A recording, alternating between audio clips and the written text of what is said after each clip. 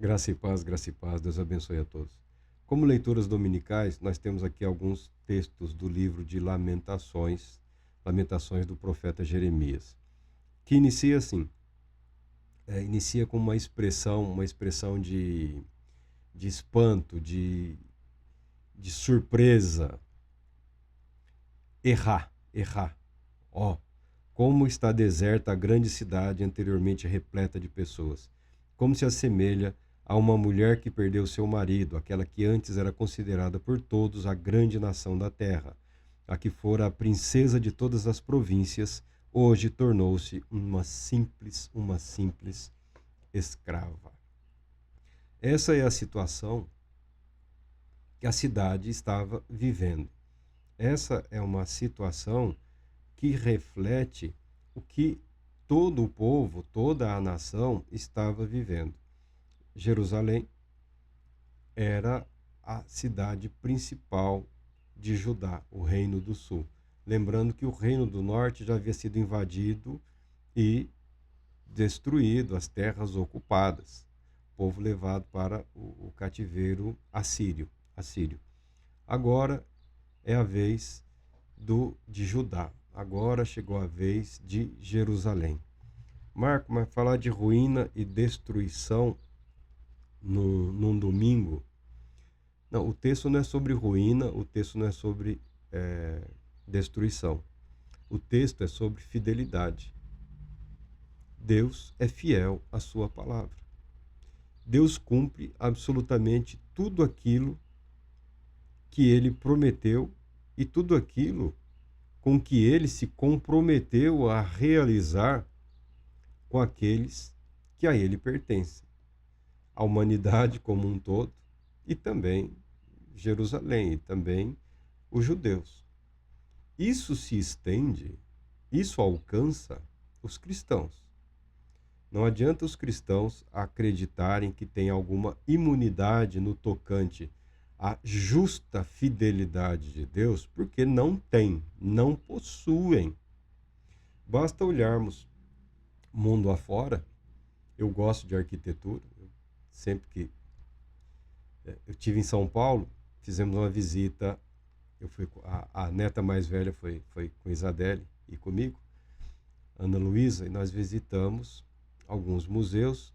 Então, visitamos o Memorial do Holocausto, que era uma sinagoga, e também o Museu Judaico, que também era outra sinagoga, dois lugares lá, para a Ana fazer um roteiro lá, para ter uma ideia, né, do que é o judaísmo, do que eles viveram, do que eles vivem. Fizemos essas duas visitas bastante interessantes.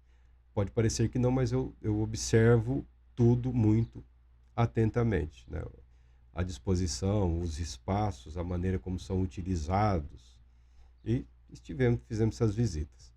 Da mesma maneira, eu visito prédios católicos, principalmente os que são referências históricas ou protestantes. Se está aberto a visitação, vou lá, dou uma olhada, porque eu sou um fã da arquitetura e também sou um fã da ideia do espaço para o sagrado. O espaço para o sagrado. Tá? E a arquitetura busca expressar isso daí. Conhecendo o ambiente arquitetônico, você também vê ali o que importa para aquele grupo, para aquela comunidade, para aquelas pessoas. Você vê o que está em relevância, o que está como principal ali.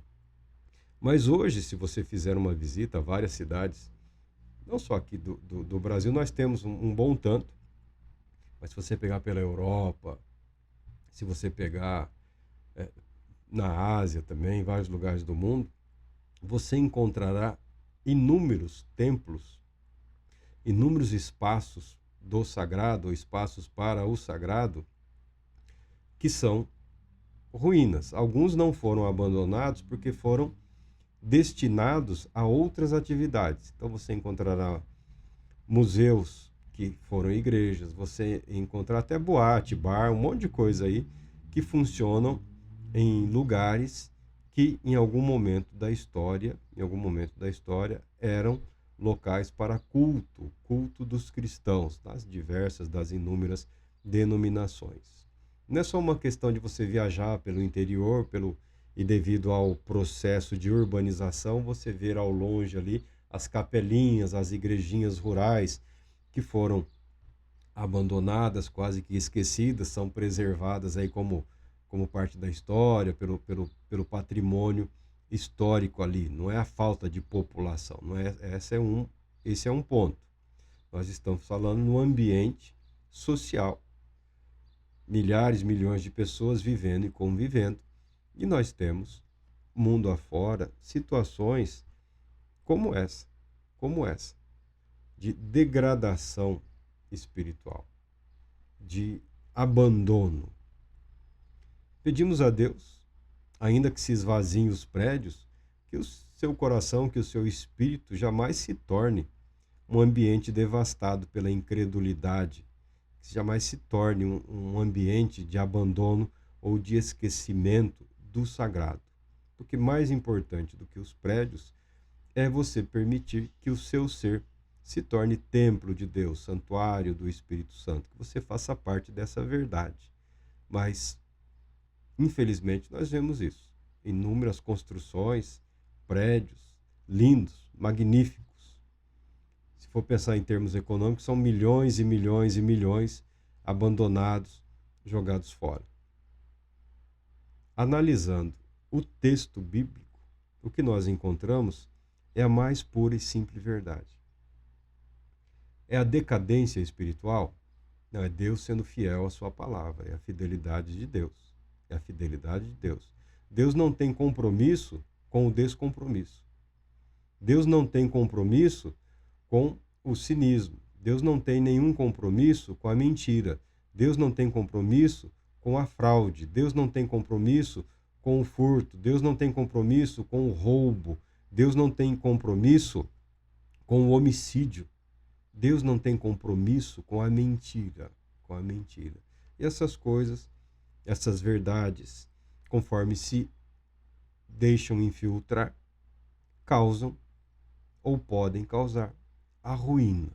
Então, o livro de Lamentações pode ser lido e entendido como um alerta, como um alerta, como um alerta para as questões espirituais. Porque nenhuma outra cidade no planeta povoa tanto a mente do religioso como Jerusalém, tá bom? Em termos espirituais, Jerusalém é a cidade. Para os judeus, para os cristãos e também para os islâmicos, tá? E também para os islâmicos. Hoje, a cidade de Jerusalém, se você quiser visitar lá, se você considerar seguro, quiser fazer uma visita peregrinação ou um turismo peregrinação, você encontrará o muro do templo e na esplanada lá você encontrará as mesquitas e também o domo da rocha. Aquele espaço é reservado para o culto islâmico, reunião para a adoração islâmica. Os judeus estão limitados à área externa do pátio, externa por assim dizer, né? Porque é na parte de baixo e alguns ambientes próximos ali que alguns judeus utilizam para suas orações, para suas meditações. Você encontrará muitos judeus ali naquele entorno. Mas o fato é que o magnífico templo construído por Salomão já foi despedaçado. O que Jerusalém viveu aqui nos dias de Jeremias, ela viveu inúmeras ocasiões através da sua história. E a igreja também. As igrejas também têm passado por momentos de desenvolvimento, crescimento, alguns momentos que parece que vão conquistar todas as multidões da terra, e às vezes, com o passar do tempo, uma coisa desanda aqui ou acolá, e as igrejas passam a enfrentar sofrimento, angústias, tribulação, mas nunca o abandono de Deus. Deus é fiel, inclusive no exercício da sua justiça. Marco, mas Não é o que nós queremos. Ora, se há julgamento, se há correção, é porque há esperança. O que pode tornar-se desesperador na vida do cristão não é a falta de correção de Deus, é o ter sido deixado para lá. E nisso nós temos a confiança de que Deus nunca, jamais abandonará os seus. Ele corrige, ele convida, ele traz para si. Tá? Mas há casos, mas nós não estamos preocupados com os casos que não têm solução. Não é preocupação nossa. Isso fica a cargo do Todo-Poderoso Deus, que julgará a todos com justiça perfeita e santa. Lamentações, no 3º capítulo aqui do 19, diz o seguinte, do 19 ao 26, vamos ler alguns versículos. Recordo-me da minha aflição e do meu delírio, do meu profundo sofrimento e do meu enorme pesar. Lembro-me bem disso tudo e a minha alma desfalece dentro de mim. Contudo, quero lembrar do que me pode dar esperança. Aí que está. Até no lamento, na dor e na aflição, eu não sou contra o lamento. Tem gente que quer só aqueles louvores, aqueles cânticos de ânimo, de encorajamento. Não querem refletir sobre os aspectos sombrios e tristes da vida humana. Jeremias o faz de maneira bela. E mesmo em meio a toda a dor e a aflição que ele está vivendo, porque são os seus irmãos, são a sua família, é o seu povo, é a sua identidade religiosa, é a sua identidade social, é a sua identidade nacional que está sendo arruinada. Então ele sofre, é claro que ele sofre. Não tem como o homem não sofrer. E o sofrimento dele não passa em oculto para Deus. Ele apresenta toda essa angústia, toda essa dor diante de Deus. Mesmo sabendo que Deus é justo nos seus juízos, ele apresenta toda essa dor, toda essa angústia. E nesse momento aqui, das suas lamentações, ele aprende de Deus uma verdade que o mantém em segurança. Contudo, quero lembrar do que me pode dar esperança. A bondade do Senhor é a razão de não sermos consumidos, porque as suas misericórdias não têm fim. Renovam-se plenamente a cada manhã. Grande é a tua fidelidade. Aí ele leva a sua oração a Deus. Sendo assim, digo a mim mesmo, a minha porção é o Senhor. Quando ele fala da porção, está falando da herança, o meu direito é Deus. Portanto, nele depositarei toda a minha esperança. Eis que o Senhor é bom e misericordioso para com todos aqueles que nele esperam confiantes, para com aqueles que o buscam. É muito bom aguardar confiante e em paz pelo socorro. A salvação vem de Deus. Se você se deixar levar, se você se permitir conduzir somente pelos noticiários, corre o risco de você entrar num quadro de desespero, de abandono, num quadro de pânico, num quadro de revolta. Existe uma grande chance de que seu coração seja aliciado por algum movimento acafagestado que se aproveita do estado de aflição e de frustração das pessoas diante da realidade, principalmente das realidades terríveis que a vida apresenta, quer sejam sociais, quer sejam políticas, quer sejam tragédias pessoais. Isso é sempre utilizado para manipular a mente e o coração das pessoas. Jeremias não vai nesse caminho. Jeremias é conduzido pelo Espírito Santo em meio a toda essa tragédia, dor, angústia e destruição. E a reflexão de Jeremias é que a bondade de Deus é a razão de não sermos consumidos, é a razão da humanidade não ser totalmente destruída. A misericórdia de Deus. A misericórdia de Deus nos convida à conversão. A misericórdia de Deus nos convida à correção. A misericórdia de Deus nos convida ao arrependimento e a viver em expectativa de fé o momento da restauração. Conduzidos pelo cativeiro, o povo judeu, o povo de Israel, desenvolveu uma convicção no tocante à fidelidade a Deus muito mais intensa e forte do que nos dias em que desfrutavam de liberdade para adorar a Deus, e essa liberdade foi utilizada para sua própria ruína e destruição. No cativeiro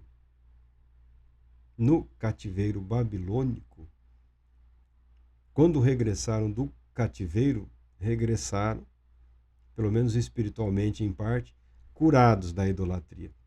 Foram libertados desse terrível mal. Mas foi preciso o quê? Foi preciso que Deus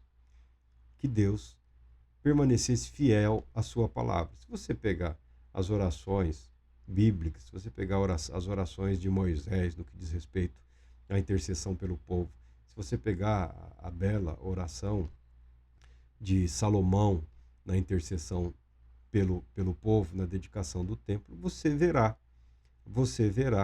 que já fazia parte do contexto espiritual o risco de destruição, o risco de cativeiro, no caso do povo infringir o pacto, a aliança celebrada com Deus. Todos queremos celebrar, Deus é Deus do pacto, Deus é o Deus da aliança. Ora, o pacto e a aliança não são celebrados isoladamente. Um pacto, uma aliança, um compromisso é firmado entre duas partes. A fidelidade de Deus é inquestionável. O que é questionável no pacto? A fidelidade ou não daquele que se coloca diante de Deus nesse pacto, nessa aliança. E estão aí os cristãos. Vivendo também diante dessa verdade, diante dessa realidade. Então, Jeremias, mesmo contemplando aqui o juízo de Deus, parcial, tá? É só para chamar ao arrependimento. Não pense que isso daqui foi o fim, não. Tá? É um juízo parcial. Eu, pelo menos, entendo que a igreja também, por Deus ser fiel, passa por momentos assim. O que isso significa? Todo momento é uma oportunidade para arrepender-se, para voltar-se para Deus. Todo momento, toda ocasião. Esse é o convite da palavra de Deus. O Salmo de número 137, reflete a situação do povo enquanto na Babilônia. O Salmo composto reflete essa situação angustiante. Diz aqui: junto aos rios da Babilônia, sentamo-nos a chorar com saudade de Sião. Nos salgueiros que lá existiam, pendurávamos as nossas harpas, pois aqueles que nos levaram cativos nos pediam para entoar belas canções, e nossos opressores que fôssemos alegres, exclamando: entoai-nos algum dos cânticos de Sião. Esse aqui são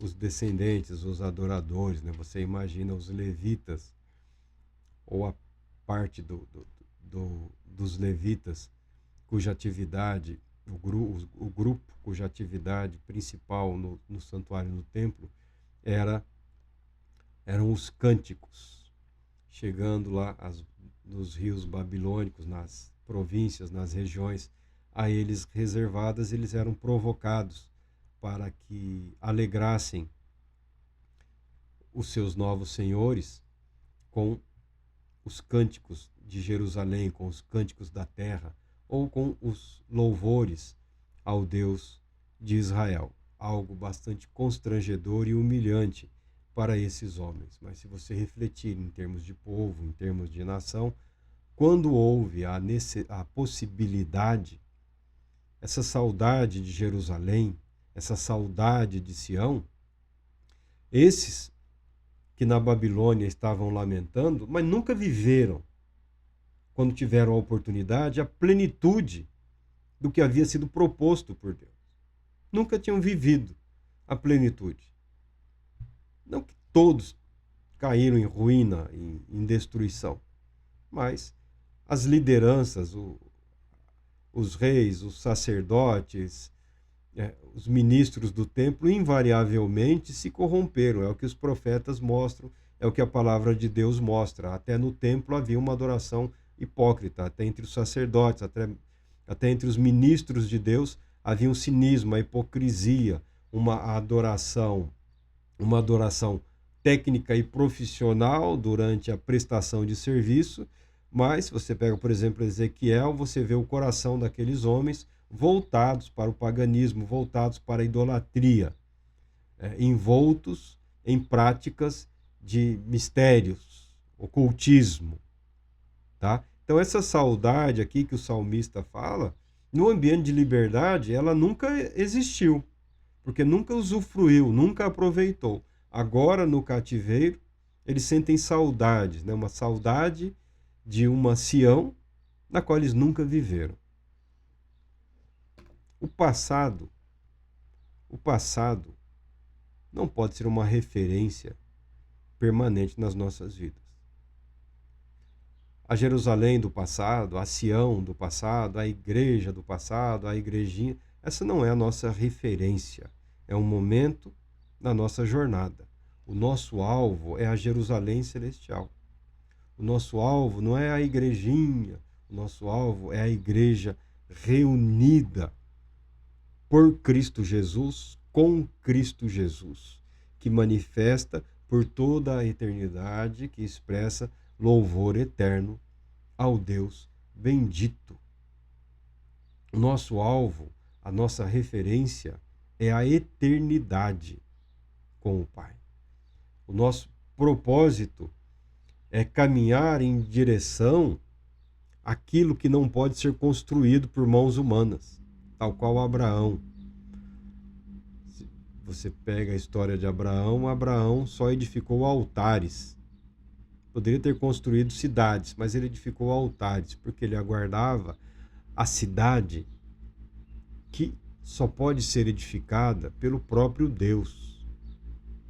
Então não é o passado, não é a arquitetura, é o futuro proposto por Deus em Cristo Jesus, que move os nossos corações, que move as nossas mentes. Mesmo em meio aos lamentos, há espaço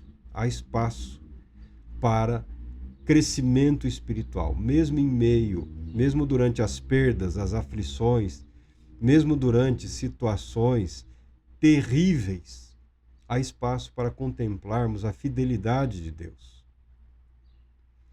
A ira de Deus é um convite ao arrependimento, a ira de Deus é um convite para a reestruturação do nosso ser, da nossa vida, para que não sejamos humilhados e envergonhados no grande dia, mesmo passando algum desconforto aqui, um sofrimentozinho ali e acolá.